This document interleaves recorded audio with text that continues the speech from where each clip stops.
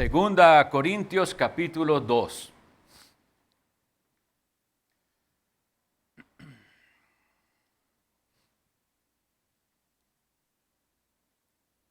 Leamos el fragmento de los versículos 14 al 17.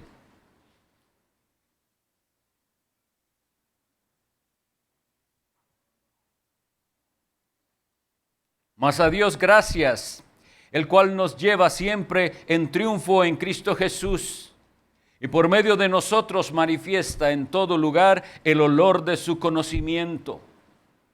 Porque para Dios somos grato olor de Cristo en los que se salvan y en los que se pierden. A estos ciertamente olor de muerte para muerte, y a aquellos olor de vida para vida. Y para estas cosas, ¿quién es suficiente?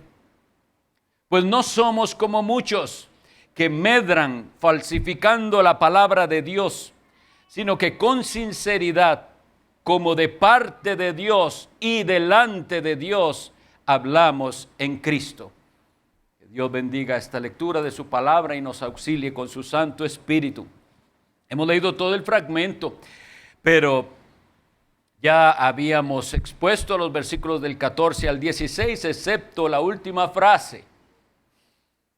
La última frase la habíamos dejado cuando el apóstol hace esta pregunta.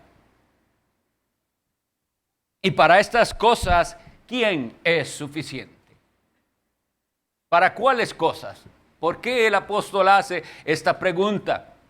¿Suficientes para qué?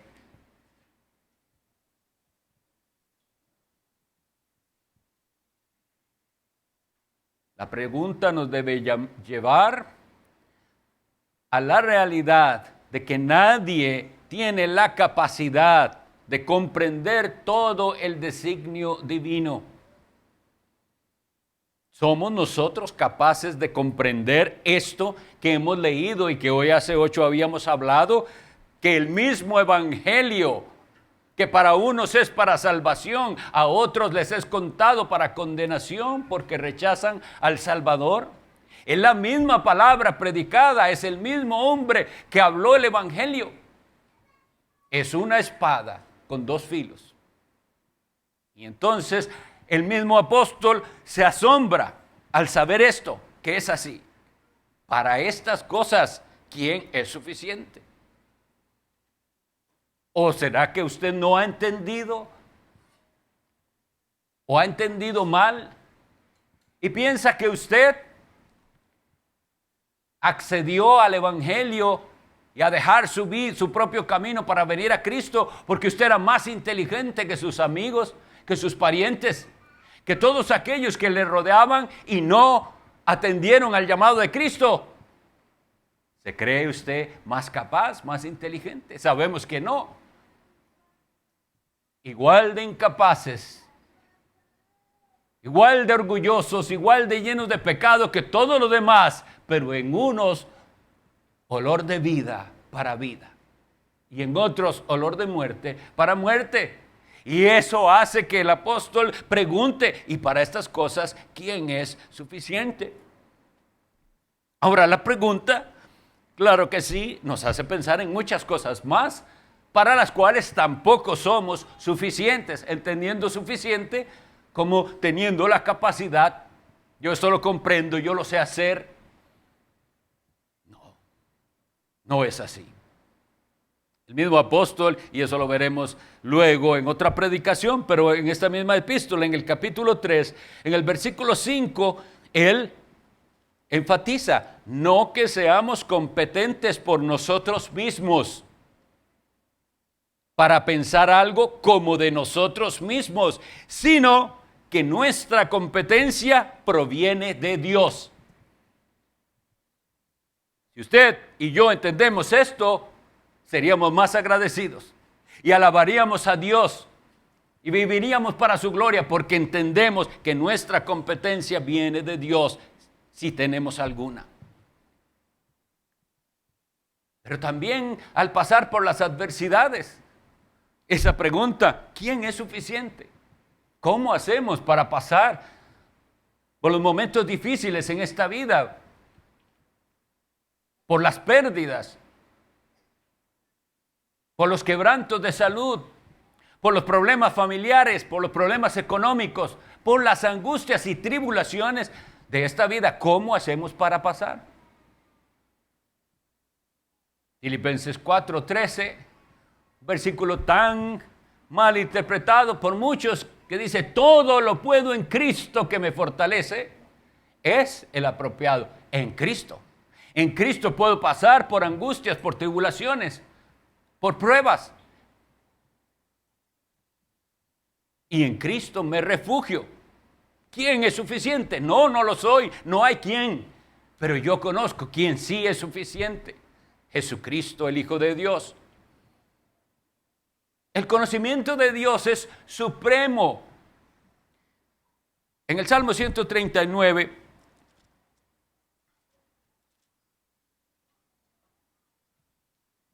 en el cual David habla sobre la omnipresencia de Dios, su omnisciencia, y él se asombra de meditar en cuán grande es Dios, cuán grande es su conocimiento, que nada se le escapa y que él controla absolutamente todo.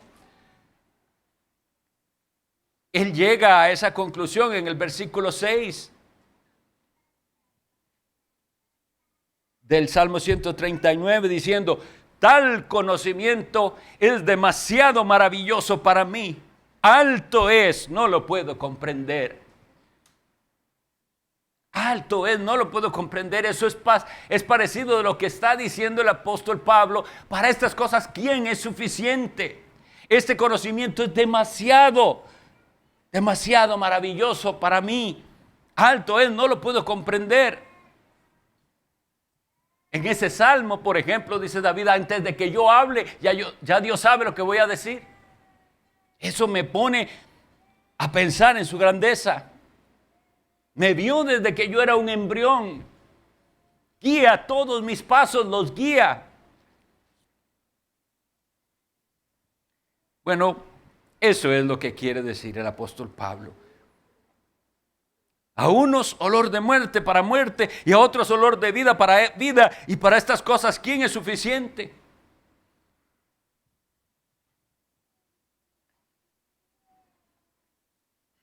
En cambio, nosotros vivimos en una sociedad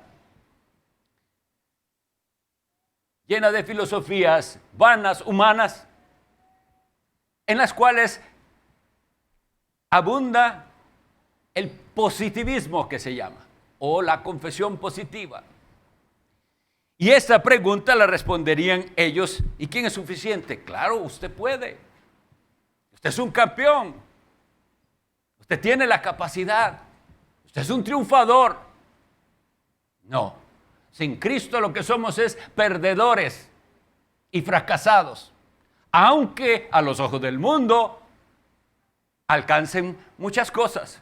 Porque nosotros deberíamos, si somos guiados por la palabra de Dios y por su Santo Espíritu, tener otra manera de medir las cosas. Eso lo habíamos visto hoy hace 8, pero ¿qué es triunfo? ¿Qué es éxito? Si usted lo mide como el mundo, entonces los que tienen éxito son los más impíos.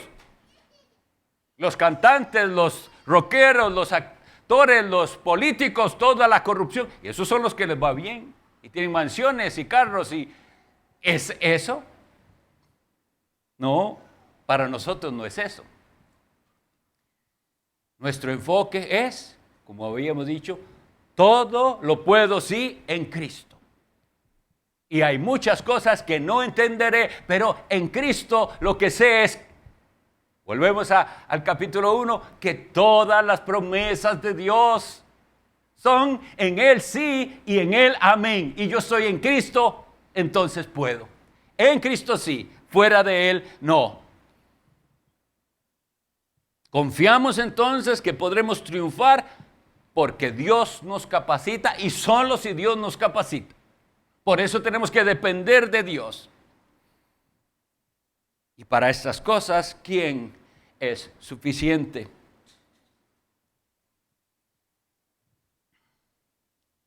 El versículo 17 es el que vamos a exponer más ampliamente y dice: pues no somos como muchos que medran falsificando la palabra de Dios. Falsificando la palabra de Dios. O también podemos entenderlo como corrompiendo la palabra de Dios. Esa palabra que dice aquí, no somos como muchos que medran. Debemos entenderla.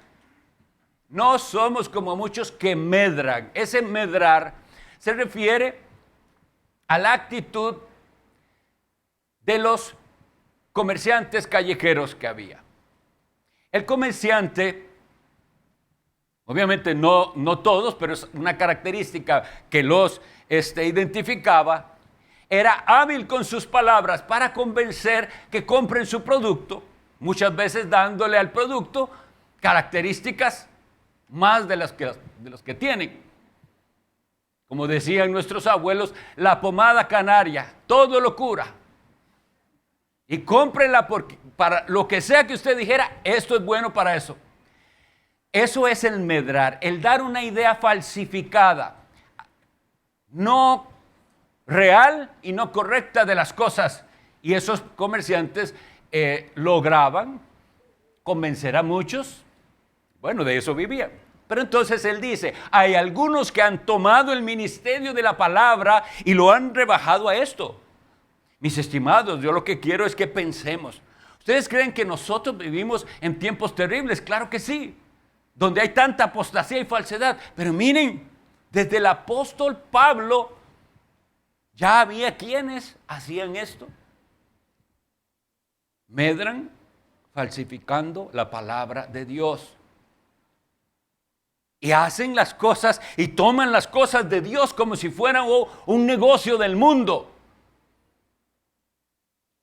Y ahora, él está haciendo un contraste porque dice, estamos hablando de esto, de la salvación, del evangelio, de la espada doble de Dios, del olor de vida para vida y del olor de muerte para muerte. Y luego lo conecta a que hay algunos que falsifican la palabra de Dios. Está completamente conectado y entonces nosotros deberíamos entender que algunos predicarían solo una parte, falsificando el mensaje. Y no diciendo toda la verdad. ¿Cuál es toda la verdad? Que algunos se salvarán para la gloria de su gracia y otros se condenarán para la gloria de su justicia, como dice nuestra confesión de fe, basados en la carta a los Efesios capítulo 1. Para alabanza de la gloria de su gracia se salvan. Pero los que se pierden para alabanza de la gloria de su justicia. Dios será glorificado cuando Él haga justicia y condene a todos los incrédulos, a todos los ateos, a todos los que pusieron su esperanza en una falsa religión, a todos los que profesaron ser cristianos pero nunca nacieron de nuevo. Y Dios será glorificado en la condenación de los tales. Ahora, como eso es tan desagradable, yo puedo nunca mencionarlo y todos los pastores aquí medrar con la palabra y falsificar y como muchos han hecho, solo hablar de las partecitas bonitas. Y solo vamos a sacar de la Biblia esos salmos, pero solo los bonitos. Y las promesas que lamentablemente no son para ellos si no están en Cristo. Eso es lo primero que tenemos que entender, que los que hoy están medrando con el evangelio no le hacen ver a las personas que estas promesas de la palabra de Dios maravillosas son para ellos solamente si están en Cristo. Porque si no están en Cristo, no pueden ser para ellos. Lo único que hay fuera de Cristo es la condenación. Y estaba anunciado. Voy a leer algunas de las citas. Filipenses 3:18.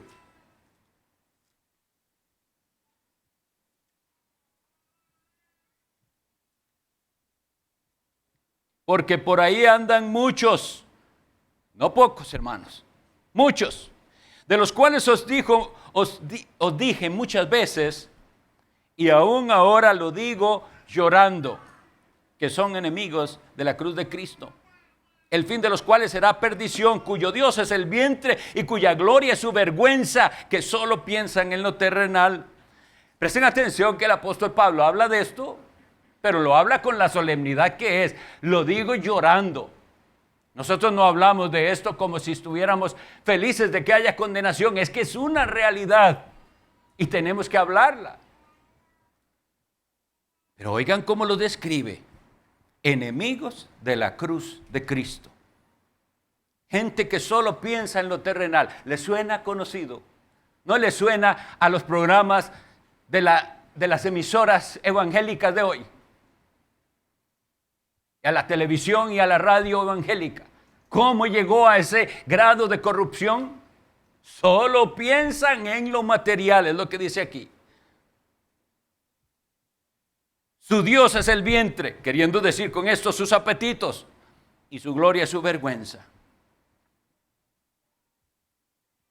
Segunda carta de Pedro, capítulo 2, versículos 1 y 2.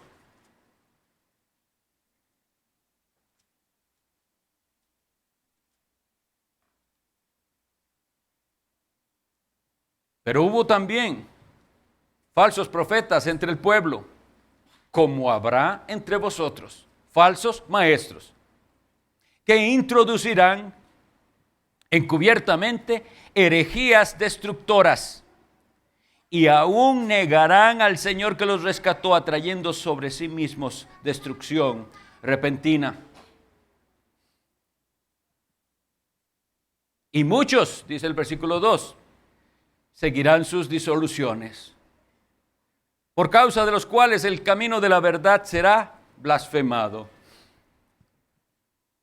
Esto debe dolernos porque es la realidad que nosotros vivimos desde hace tiempo. ¿Cuál es el concepto que se ha generalizado al respecto de una iglesia evangélica? ¿Cuál es el concepto que se ha generalizado de un predicador del evangelio?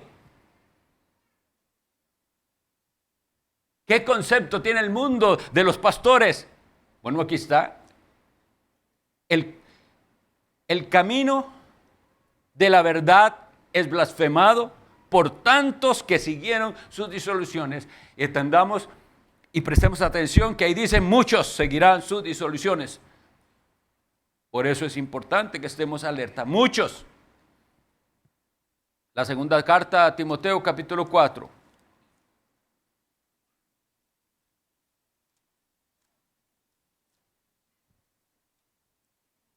Los versículos 3 y 4.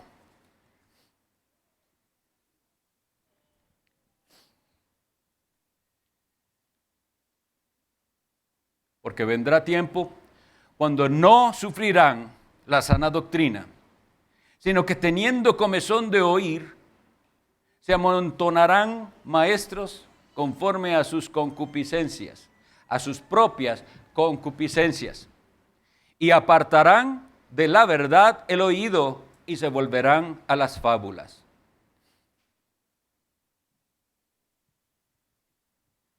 Que el Señor nos conceda a nosotros decir, como Pablo, no somos como muchos que medran falsificando la palabra de Dios. Porque vivimos en un ambiente así. Pero hay una manera más en la que se puede medrar falsificando la palabra de Dios. También en la segunda carta de Pedro, pero en el capítulo 3, en el versículo 3, 16 dice: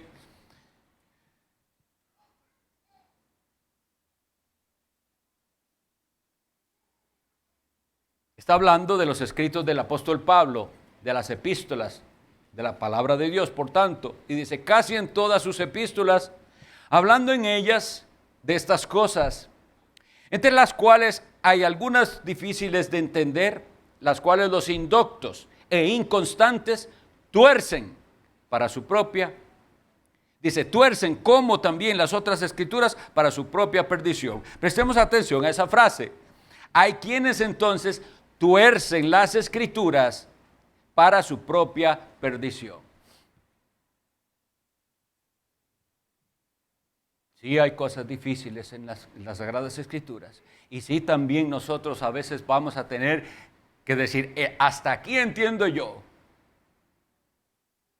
pero no darle el significado que nosotros queremos y que nos conviene a la Sagrada Escritura, porque entonces caeríamos en la misma actitud de ellos, porque al final todo esto, ¿sabe qué es? Una falta de respeto a la palabra de Dios, una falta de temor de Dios. No somos como muchos que medran falsificando la palabra de Dios. Y el versículo sigue diciendo, volvemos a 2 Corintios 12, en el versículo 17, que dice, sino que con sinceridad, como de parte de Dios y delante de Dios, hablamos en Cristo. Con sinceridad. Habíamos hablado un poquito de esto en el capítulo 1, los versículos 12 y 13, los voy a volver a leer. 2 Corintios 1, 12 y 13. Dice, porque nuestra gloria es esta, el testimonio de nuestra conciencia, que con sencillez y sinceridad de Dios, no con sabiduría humana, sino con la gracia de Dios, nos hemos conducido en el mundo y mucho más con vosotros, porque no os escribimos otras cosas de las que leéis o también entendéis, y espero que hasta el fin las entenderéis. Sinceridad. La sencillez y la sinceridad nos hablan entonces de algo que es sin fingimiento y sin hipocresía. Y qué fácil es caer en esos pecados. De hecho, pienso que en muchas ocasiones así fuimos criados. Nos enseñaron a guardar las apariencias. Sobre todo si usted ha sido criado en una iglesia evangélica, eso se lo enseñaron con la frase, hay que dar testimonio. Y claro, el niño aprende a dar testimonio, pero es impío todavía. Y lo que vive es una vida de apariencias. En la iglesia hay que portarnos de cierta manera. Si hay hermanos y si están los pastores o los diáconos, nos portamos de cierta manera. Pero ya fuera de ese círculo, si anda de vacaciones, si anda en otro lugar, es diferente. Ahí está arraigada en el corazón no regenerado la tendencia a guardar las apariencias y a fingir que las cosas van bien cuando no es así. Pero el apóstol dice que no, que ellos, él y los que lo acompañaban con sinceridad llevaron la palabra de Dios sin intenciones ocultas. ¿Cuál es el deseo? ¿Qué es lo que nos mueve? ¿Por qué estamos aquí? ¿Por qué se abrió una iglesia en otra parte? ¿Por qué nuestro interés de ir, de viajar, de llevar la palabra? ¿Cuál es el interés? ¿Hay algún deseo oculto? ¿Hay alguien aquí haciéndose rico con eso? ¿O será la fama? ¿O será un deseo de que nos reconozcan? Tenemos que pedir a Dios que todo lo que hagamos, paso que demos, sea con sinceridad, con sencillez, y como lo dice aquí, delante de Dios. Pues nuestro deseo es este, que conozcan a Cristo.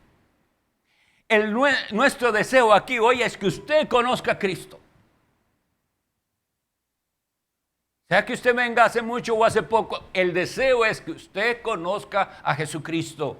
Nunca damos nosotros por sentado que ya porque usted viene aquí y ha venido muchas veces, ya conoce a Cristo. Queremos que haya fruto en su vida para Dios.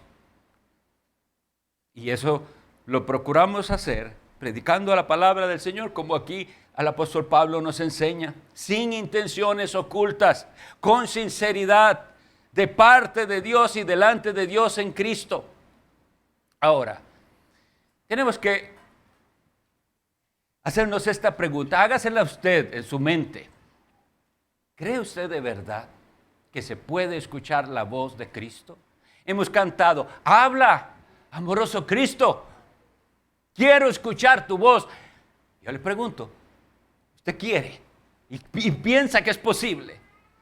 Porque nosotros no vamos a ser como los que medran falsificando la palabra de Dios, que les voy a decir, es que esta mañana Dios me dijo que les dijera, o yo siento de Dios, o el Señor ha puesto fuertemente en mi corazón que todo eso, cual sea la intención que tenga,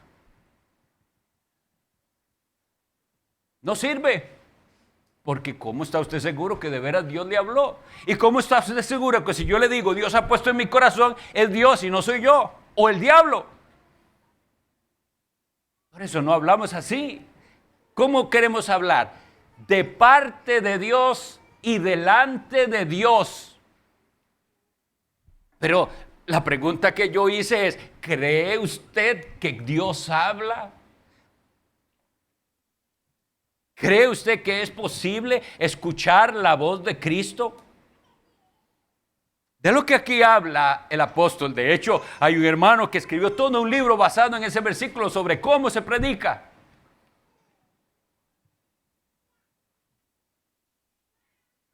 ¿Qué implica ponerse a hablar en el nombre de Dios y de parte de Dios y en su presencia?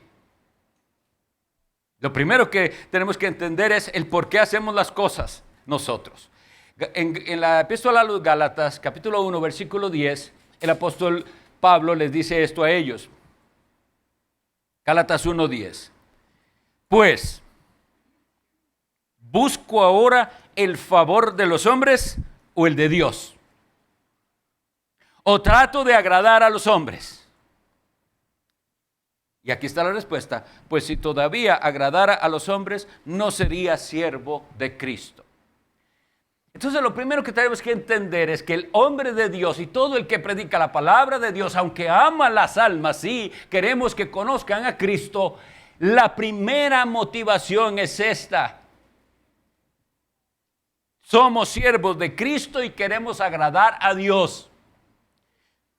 Él dice, yo no busco el favor de los hombres. Yo no busco el aplauso. ¿Busco el favor de los hombres o el de Dios? Lo que quiero es que me apruebe Dios. Aunque muchas veces los hombres no aprobarán lo que digo. Porque aquí dice muy claramente que si lo que busco yo es agradar a los hombres, no soy siervo de Cristo. En segunda a los Tesalonicenses, a Tesalonicenses capítulo 2, versículo 5,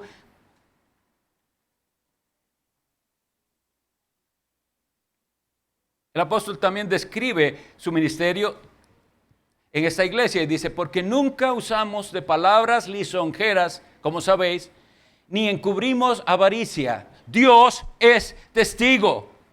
Ni buscamos gloria de los hombres, ni de vosotros, ni de otros.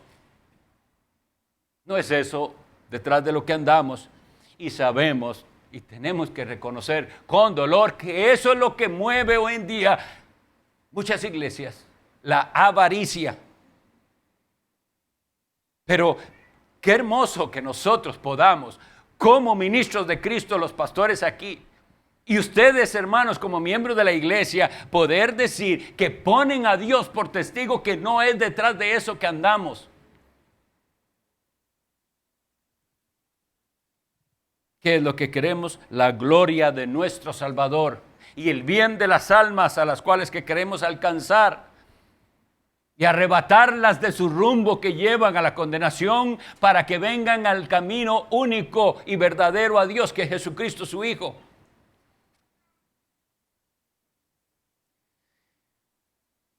Con sinceridad, como de parte de Dios y delante de Dios, hablamos en Cristo, sin intenciones ocultas, como les digo. La labor del predicador entonces tiene que ser esta: hablar no de sí mismo, no anécdotas, no chistes, no entretenimiento. ¿Hablar de quién? De Jesucristo, el Hijo de Dios, único camino de salvación. Pensemos un poquito entonces en lo que significa este espacio que nosotros hemos procurado inculcar y enseñar, que Él momento de la predicación es parte de la adoración. Hay gente que se encargó de entorpecer esa enseñanza y creen que adorar a Dios es cantar o un cierto tipo de canciones. Todo lo que hacemos de principio a fin cuando estamos reunidos en el nombre de Cristo es adoración.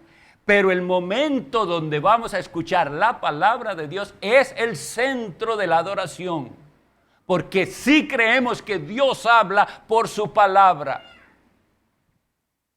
Y si usted no cree que Dios habla por su palabra,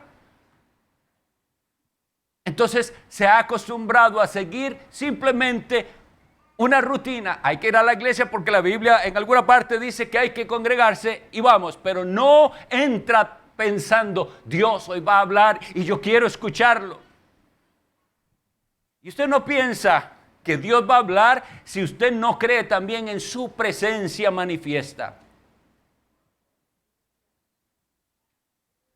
Es muy importante que nosotros entendamos que este lugar, que son 4 paredes una vez que salimos de aquí, una vez que nosotros nos hemos reunido en el nombre de Jesucristo, este lugar es sagrado.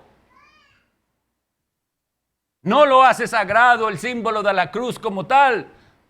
Lo hace sagrado que invocamos el nombre del Hijo de Dios.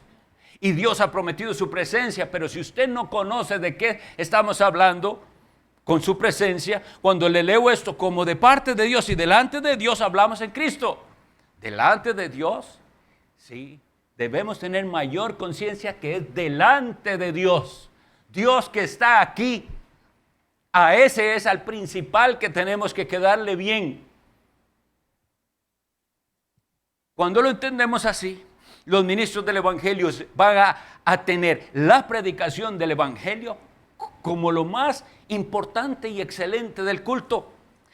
Usted puede ver el énfasis en esas otras iglesias donde lo que importa es la música, y más música y una hora de música, instrumentos o actividades y danzas y cuanta invento hay. Pero para la palabra él no tuvo que luchar, no tuvo que prepararse, porque es un ratito nada más leen algo, dan una charla. Pero si entendemos que es delante de Dios y que Él sí habla, el pastor va a traer un mensaje. A veces se usa esa, estuve escuchando que un pastor, escribió realmente un artículo en el sitio de Founders. Él se llama Mark Tuso. Y él decía esto, que parece que de entre ellos ha caído en desuso la palabra mensaje, que se decía mucho, y ahora viene el pastor con el mensaje. Y él decía, deberíamos entender que así es. El que viene con un mensaje. El que viene aquí es un mensajero de parte de Dios.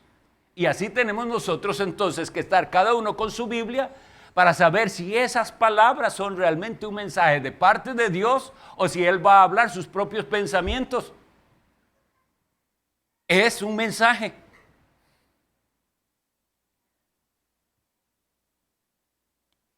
Y los que se encargan de dar un mensaje con este entendimiento tienen una labor que hacer. No sé cuántos estén enterados, pero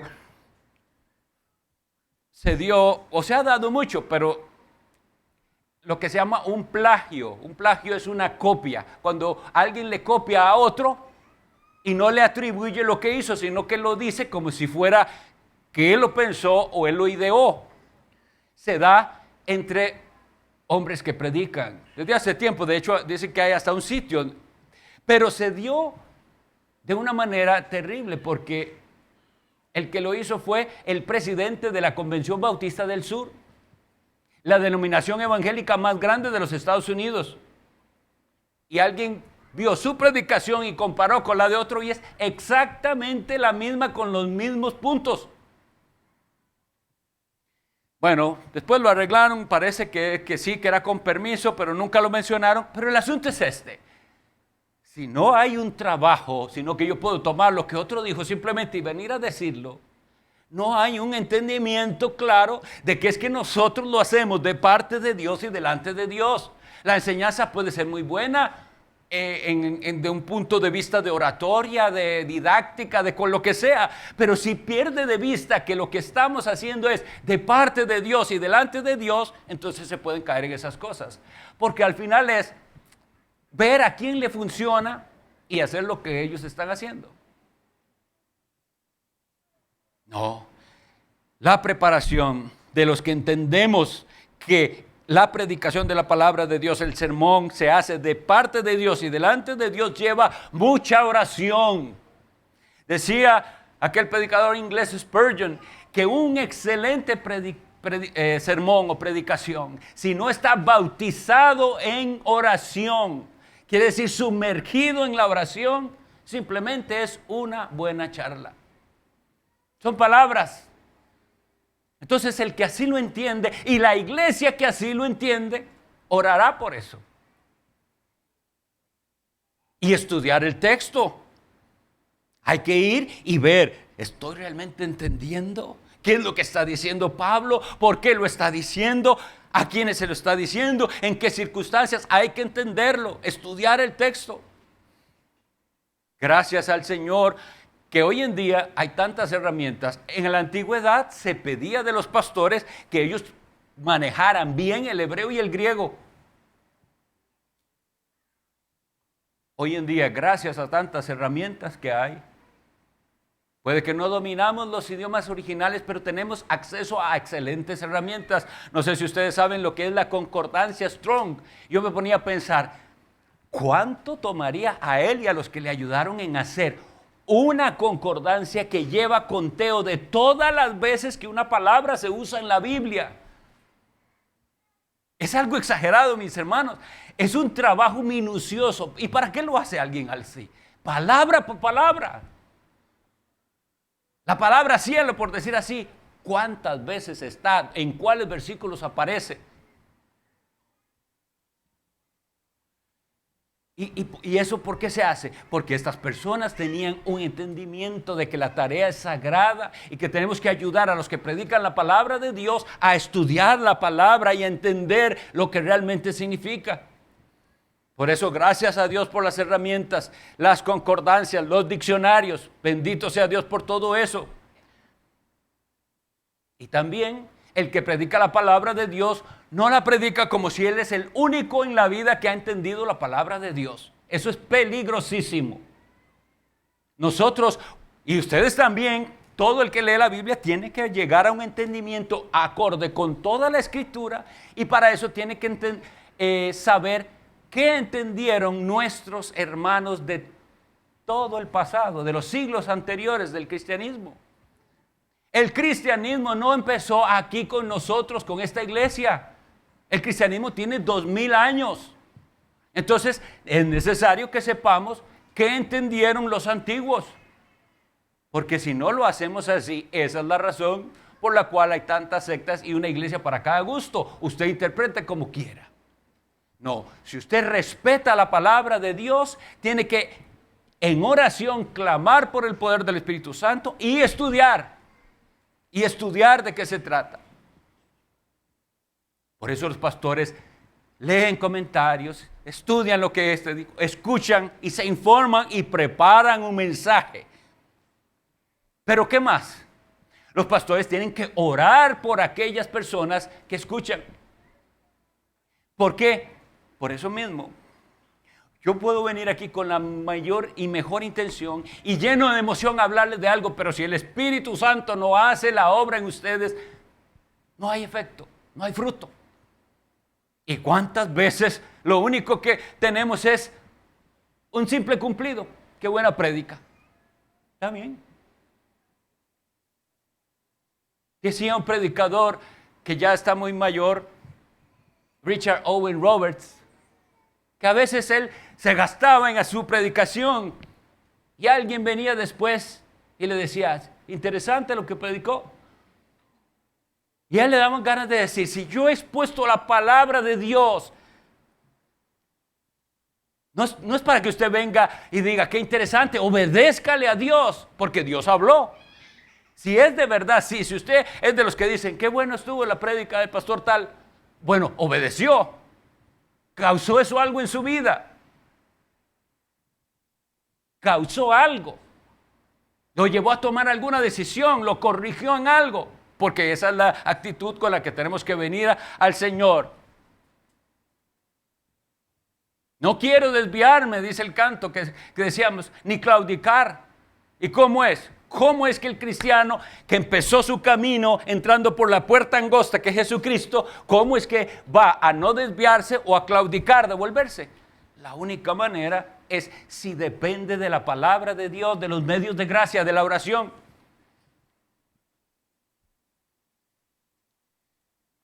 En Isaías 58, Dios le dice esto a a Isaías. Isaías 58.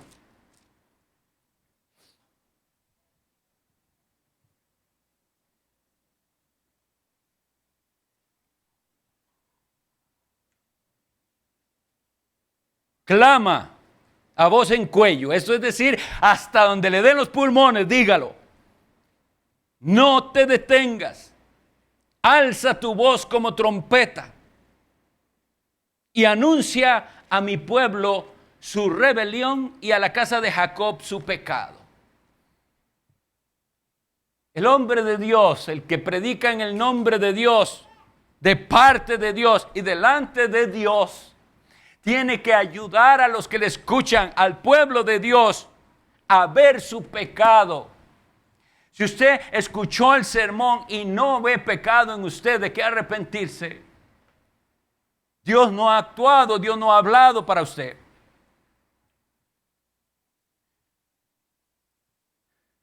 Tenemos que pedir al Señor perdón por la manera en que se escuchan los sermones o que no se escuchan. ¿Cómo se distrae usted si el hombre de Dios está hablando de parte de Dios? ¿Cómo se distrae y cabecea? ¿Cómo si está el hombre de Dios hablando de parte de Dios y usted no le pone atención al hombre de Dios? El hombre de Dios no está hablando sus palabras, está hablando lo que dice la Biblia.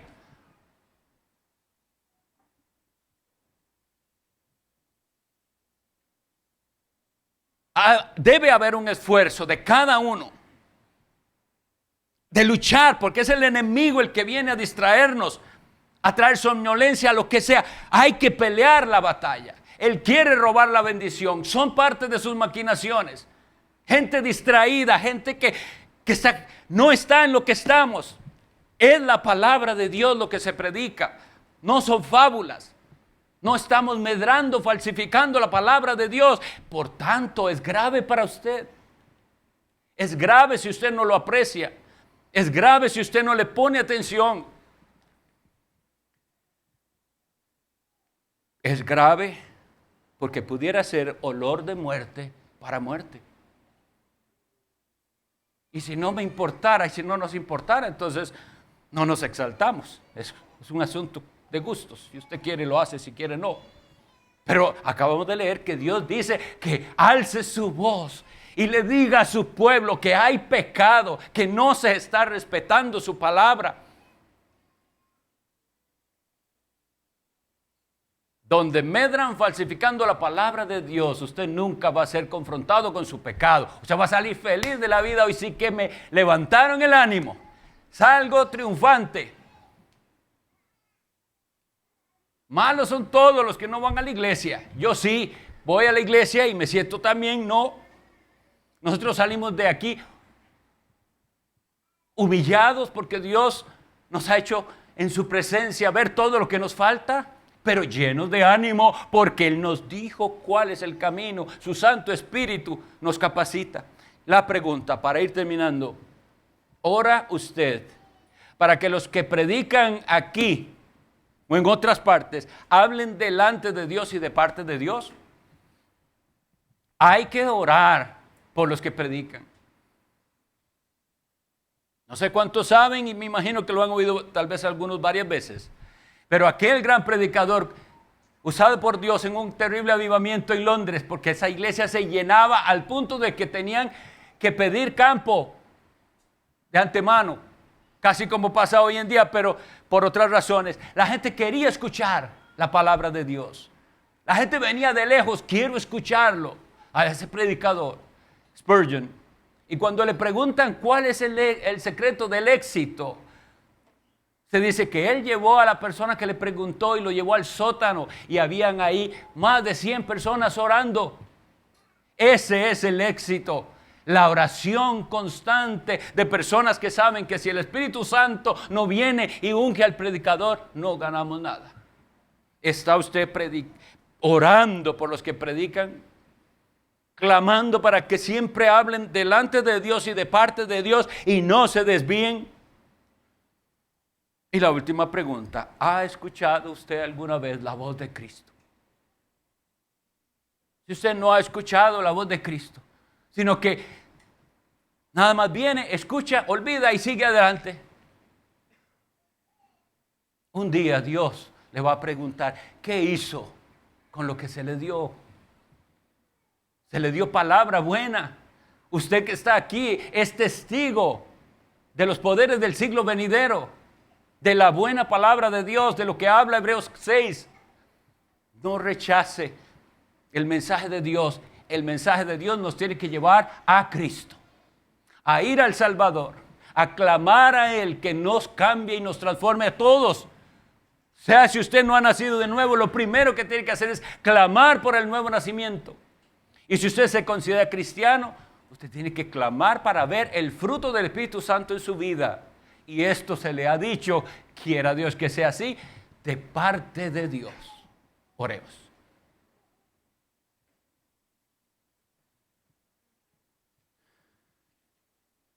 Dios Padre Todopoderoso,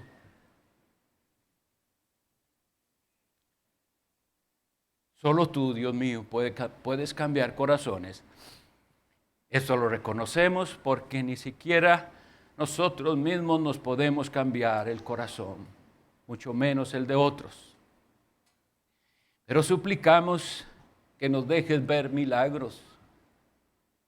Milagros de vidas cambiadas, transformadas por el poder de tu palabra.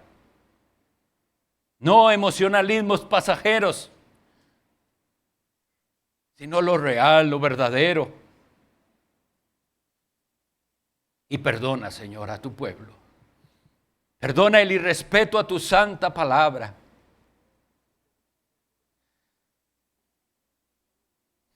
Y ten misericordia de las almas, sobre todo de los que no han oído la voz de Cristo. Queremos oírla cada vez más claramente y seguir a nuestro Señor y Salvador. Amén.